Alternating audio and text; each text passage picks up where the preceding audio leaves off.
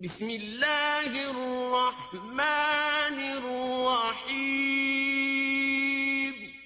اللہ کے نام سے شروع جو نہایت مہربان رحم والا۔ السلام علیکم، میرا نام نادیہ کوثر ہے۔ میرا تعلق divisional public school and intermediate college Lahore کے شعبہ اسلامیات سے ہے۔ عزیز طلباء و طالبات، یہ ہمارا جماعت چہارم اسلامیات کی درسی کتاب کا لیکچر نمبر 3 ہے۔ پچھلے سبق کا جائزہ۔ سبق ہجرت مدینہ کے آغاز میں ہم نے ہجرت کا مفہوم کے بارے میں جانا۔ دین اسلام میں اس سے مراد اللہ کے دین کی خاطر ایک جگہ چھوڑ کر دوسری جگہ چلے جانا۔ مدینہ منورہ کے تعارف کے ساتھ ہجرت مدینہ کی ان وجوہات کے بارے میں بھی پڑھا جب مسلمانوں نے مکہ چھوڑ کر مدینہ کی طرف ہجرت کی۔ سبق کے اگلے حصے میں سفر مدینہ کے دوران پیش آنے والے واقعات کا مطالعہ کیا اور یہ کہ مدینہ کے لوگوں نے حضور صلی اللہ علیہ وآلہ وسلم اور اہل ایمان کا نہ صرف بہت گرم جوشی سے استقبال کیا بلکہ ان کی بھرپور مدد بھی کی۔ آج ہم باب چہارم اخلاق و آداب کے حوالے سے سبق نمبر 1 ایمانداری پڑھیں گے، جو کہ کتاب کے صفحہ نمبر 58 پر موجود ہے۔ اس لیکچر کے دوران ہم پڑھیں گے سبق ایمانداری، مشقی سوالات، خالی جگہ پر کریں اور کالم ملائیں۔ سبق کا باقاعدہ آغاز کرنے سے پہلے ہم اس کے تدریسی مقاصد دیکھ لیتے ہیں۔ تدریسی مقاصد: اس سبق کے مطالعے کے بعد بچے اس قابل ہو جائیں گے کہ وہ جان سکیں ایمانداری کا مفہوم، ایمانداری کی فضیلت اور ایمانداری کے فائدے اور اہمیت۔ اب ہم سبق کا باقاعدہ آغاز کرتے ہیں۔ پیارے بچوں، ہم نے سبق اللہ کے حقوق میں حق کے معنی کے بارے میں جانا تھا، جس کا مطلب ہے اپنی ذمہ داری کو اچھے طریقے سے پوری کرنا۔ جیسا کہ اسکول میں اساتذہ اور گھر میں اگر کوئی بڑا آپ کے ذمے کوئی کام لگائے اور آپ اس کو پورا کرے، تو بچوں ایمانداری کا لفظی معنی دیانت داری ہے۔ اس سے مراد یہ ہے کہ اگر کسی انسان کا کوئی حق، مال یا کوئی چیز کسی دوسرے انسان کے ذمہ ہو تو وہ اسے پورا ادا کرے۔ اب ہم سبق میں موجود ایمانداری کے حوالے سے چند مثالیں پڑھتے ہیں۔ مثال کے طور پر ایک انسان کے پاس کسی نے روپیہ پیسہ امانت رکھ دیا، اسے پورا واپس کرنا بھی ایمانداری ہے۔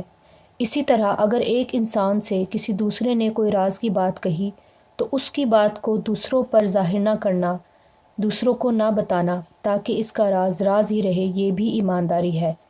اس کے علاوہ اگر کوئی انسان کسی جگہ ملازمت یعنی کام کرتا ہے تو اس کا اپنے فرض کو پوری ذمہ داری سے ادا کرنا بھی ایمانداری ہے۔ ایمانداری کی فضیلت: قرآن مجید اور سنت نبوی صلی اللہ علیہ وآلہ وسلم میں ایمانداری پر بہت زور دیا گیا ہے اور مسلمانوں کو اپنے سب کام ایمانداری سے کرنے کا حکم دیا گیا ہے۔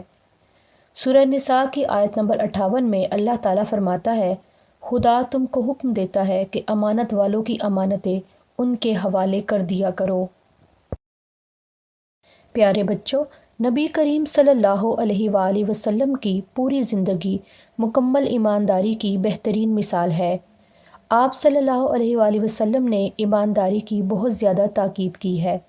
حضرت انس بن مالک رضی اللہ عنہ روایت کرتے ہیں کہ رسول اللہ صلی اللہ علیہ وآلہ وسلم نے فرمایا، جس میں امانت نہیں اس کا کوئی ایمان نہیں، اور جو وعدے کی پابندی نہیں کرتا اس کا کوئی دین نہیں۔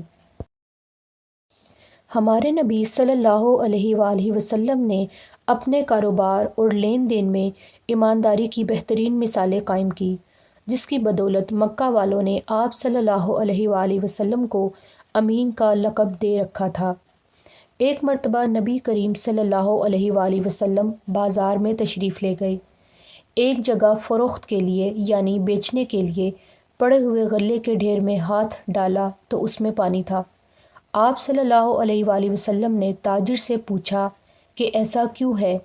تاجر نے کہا کہ بارش میں بھیگنے سے ایسا ہوا ہے۔ اس پر آپ صلی اللہ علیہ وآلہ وسلم نے تاجر سے کہا کہ تمہیں بھیگے ہوئے غلے کو اوپر رکھنا چاہیے تھا تاکہ لوگوں کو معلوم ہو جائے۔ اس پر آپ صلی اللہ علیہ وآلہ وسلم نے فرمایا، جس نے ملاوٹ کی وہ ہم میں سے نہیں۔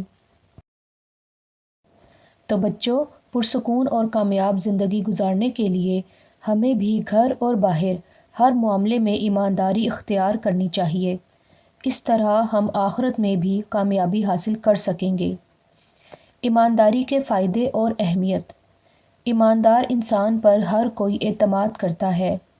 ایماندار انسان کی ہر کوئی عزت کرتا ہے۔ ایماندار انسان اللہ تعالیٰ پر بھروسہ یعنی یقین رکھتا ہے۔ ایماندار انسان کسی کی حق تلفی نہیں کرتا، مطلب یہ کہ ایماندار انسان دوسروں کے حقوق کو پوری ذمہ داری سے ادا کرتا ہے، اور اس کے علاوہ ایماندار انسان لین دین میں کبھی دھوکہ نہیں کرتا ہے۔ عزیز بچوں، سبق کو سمجھنے کے بعد اب ہم مشقی سوالات دیکھ لیتے ہیں۔ اس کا پہلا حصہ ہے مختصر جواب دیں۔ سوال نمبر 1، ایمانداری کا لفظی معنی کیا ہے؟ جواب، ایمانداری کا لفظی معنی دیانت داری ہے۔ سوال نمبر 2، ایمانداری کا مفہوم کیا ہے؟ جواب، ایمانداری کا مفہوم یہ ہے کہ اگر کسی انسان کا کوئی حق، مال یا کوئی چیز دوسرے کے ذمہ ہو تو وہ اسے پورا ادا کرے۔ مثلاً ایک انسان کے پاس کسی نے روپیہ پیسہ امانت رکھ دیا، اسے پورا واپس کرنا بھی ایمانداری ہے۔ سوال نمبر 3، ملازمت اور ایمانداری کا آپس میں کیا تعلق ہے؟ جواب، اگر کوئی انسان کسی جگہ ملازمت کرتا ہے تو اس کا اپنے فرض کو پوری ذمہ داری سے ادا کرنا بھی ایمانداری ہے۔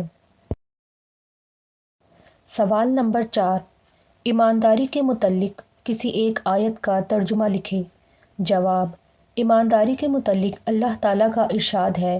ترجمہ، خدا تم کو حکم دیتا ہے کہ امانت والوں کی امانتیں ان کے حوالے کر دیا کرو۔ سوال نمبر 5، ایمانداری کی فضیلت پر ایک حدیث کا ترجمہ لکھیں۔ جواب، نبی کریم صلی اللہ علیہ وآلہ وسلم نے ایمانداری کی بہت زیادہ تاکید کی ہے۔ رسول صلی اللہ علیہ وآلہ وسلم نے فرمایا، ترجمہ، جس میں امانت نہیں اس کا کوئی ایمان نہیں، اور جو وعدے کی پابندی نہیں کرتا اس کا کوئی دین نہیں۔ مشقی سوالات کا ہمارا اگلا حصہ ہے خالی جگہ پر کریں۔ نمبر 1، مشورہ طلب ہونے پر بھی صحیح مشورہ دینا بھی ایمانداری میں شامل ہے۔ نمبر 2، قرآن مجید اور سنت نبوی صلی اللہ علیہ وآلہ وسلم میں ایمانداری کی بہت تاکید کی گئی ہے۔ نمبر 3، جس میں امانت نہیں اس کا کوئی ایمان نہیں۔ نمبر 4، مکہ والوں نے آپ صلی اللہ علیہ وآلہ وسلم کو امین کا لقب دے رکھا تھا۔ نمبر 5، جو وعدے کی پابندی نہیں کرتا اس کا کوئی دین نہیں۔ سوال نمبر 3، کالم الف کو کالم ب سے ملائیں۔ ایمانداری کا لفظی معنی دیانت داری ہے۔